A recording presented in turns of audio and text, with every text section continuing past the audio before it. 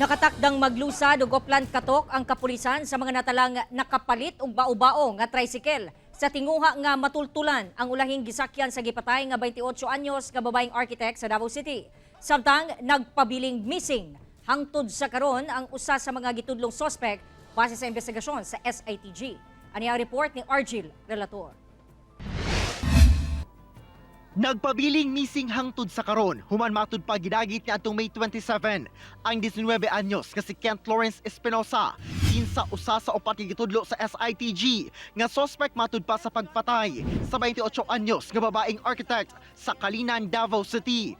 Nagparayon matud pa ang investigasyon sa maong giingong pagpangdagit, lakip ang ikatahong pagpangdagit sa laing gitudlong suspect nga si Dennis Panzan, una kini namatay. We are asking the public kung sino man yung pwedeng mag-witness, no? The same with what we did sa kaso ni Bragas. But as of now, we are still coordinating with the families. Wala pasab na ila ang usa ka John Doe nga nalakip sa mga gitudlong suspect. Ana-ana matud pa sa korte ang desisyon. Luyo nga patay na ang gitudlong suspect nga si Dennis Panzan ug si Kent Lawrence Espinosa nga nagpabiling missing. Mag-usa na kabulan gikan sa hitabo apan hangtod sa karon wala pa ikita ang bao-bao nga ulahing nakitang gisakyan sa babaeng biktima. Busa maglusad karon ang kapulisan og pagbalay-balay ngadto sa mga natala nga nag-iya og bao-bao.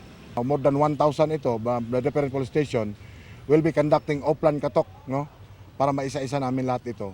To situate na ma-clear lahat ito. Kontento sa batud pa si PRO 11 Director Brigadier General Aldan Dalvo sa nahimong dagan sa investigasyon sa SITG. Apan, I really believe that they did a good job. Well, the NBI was there, CIDG was there, or the intelligence unit was there.